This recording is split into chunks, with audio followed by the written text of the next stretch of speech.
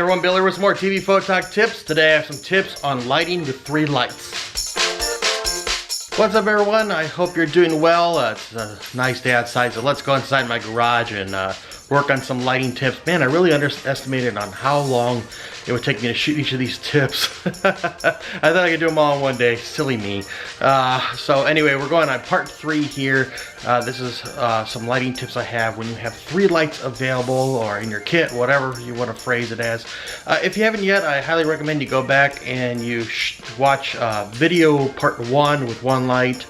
And then also video part 2 using 2 lights, because I'm going to be using a lot of the same things in there, or a lot of the same tips in this as I did in those, so that'll catch you up to speed. But if you want to keep moving on or whatever, that's up to you. But this is some tips I have for lighting with 3 lights. This is my basic setup right now if you watched part 2, and so to bring you up to speed a little bit, got my reporter sandwich over here with my key light, my main light, and then I have my back light over here shining on the back of the head and shoulders of my subject, and that's where we are as of end of part 2. And again, I'm shooting this in my garage, and so I'm going to use my weird wood pile here as my backdrop for my shot. Why wouldn't I use that as a backdrop? Why? What would you do? Dad jokes, but I digress. Let's get back to our lighting setup.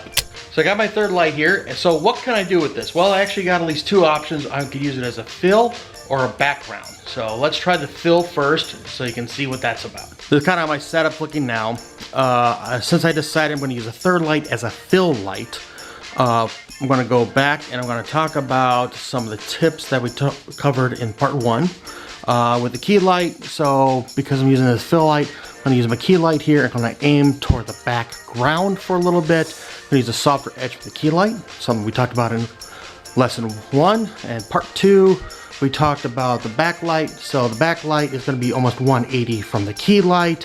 So this is almost a straight line from the key light to the subject to the backlight. And now the fill light is going to be almost about the same distance from the camera, but on the opposite side from the key light.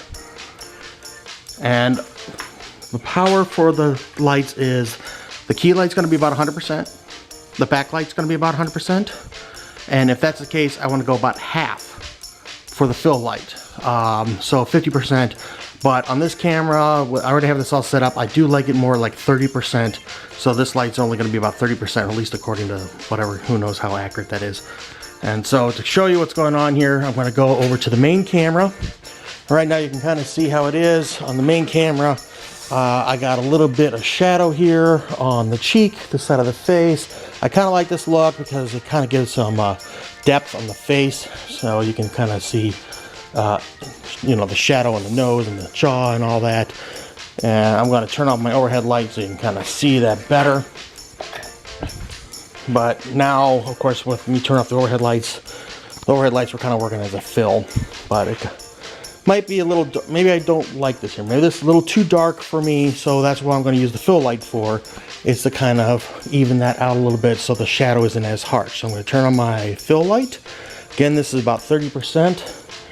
And so it's not as strong in the shadow there, but I still have a little bit of definition, or, you know, I can still kind of see some information there on the face. It's not blown out. And to make things a little bit easier for you, I'll do a side-by-side comparison so you can see the difference here with and without the fill light, filling in those shadows so you can see what's going on here. So let's take a second and talk about the background light. There's really is no right or wrong answer on how you want to use the background light. It all kind of depends on personal preference. Maybe it depends on the background you have, the look, whatever the case is. The only thing that really matters to me is I'm trying not to see the light on camera. However, we can play with different things or different looks for whatever effect that we want to do. Perhaps I want to put the light high off to the side. Perhaps I want to put it low behind the subject, over by where the backlight is. Maybe I want to put it inside the wood if it's like a 3-dimensional type of object, like a flower or the wood or something else like that. I could backlight the whatever's in the background. In addition to that, This light has the option that I can use different colors. So I can use a green or a blue or purple, red, whatever the case is. So I can use different colors for the background. And that'll help with your depth by using a different color sometimes too. You can use white. You can definitely use normal color, 32K, 56K, whatever the case is. But sometimes it's fun to experiment and try different colors, like green if we're talking about someone talking about money, or if it's the company colors, they use red. So you can experiment and play around. With those notes in mind, let's take a look at a couple of different options here, and let's play with this so you can see a couple different options. The first one I'm going to go with is kind of the basic one here. I'm just going to put the background light kind of off to the side, and so I like to have my background light behind the subject here. That way when I turn my background light on, there's no spill from this light onto my subject, because I already like the way how it looks between the back light and the key light. So I'm trying not to affect this as much as I can. So going to look into my main camera here. You can kind of see the background, but it's kind of dark and I want to bring that out more. So I'm going to turn on the light off to the side, the background light kind of high off to the side. And you can see that kind of helped bring out the background there. Much different. So you can clearly see a difference there. Of course, you don't want the background to be brighter than the subject, so you might want to adjust with that.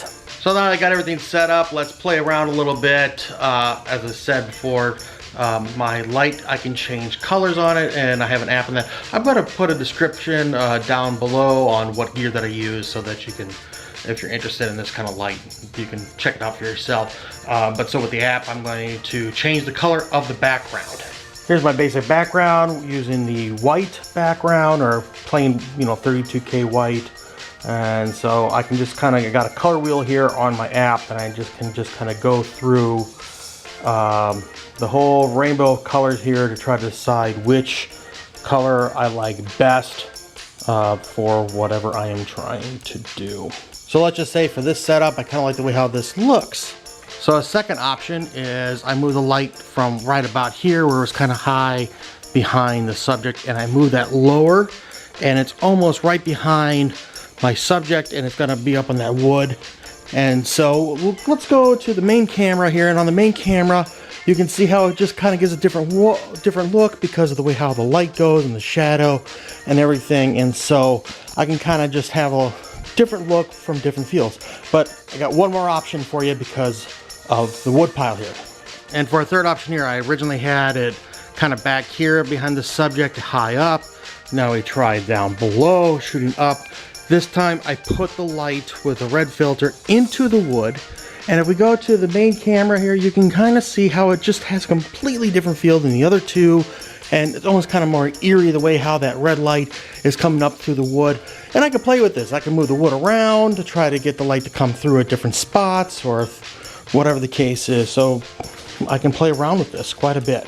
I can really go on with options for the background light, but I'm going to call it good for this. Please go out there, play, try different things, be unique, be an individual, and have fun while doing it. But I want to thank you for joining me. I'm Bill. You've watched TVPhotogTips. Please do me a favor, like, share, and subscribe so I'm out there. Also, you can leave any questions, comments, concerns down below. Perhaps you have a suggestion for a future story, future video I could do for you. I do like those challenges of like, hey Bill, show me how you do this kind of a thing. So please do that for me. But I want to thank you for joining me. Until next time, good luck and have fun. Today, and the backlight only work. Yes, I said backlight right. Some tips on lighting with 3 cameras. Damn it.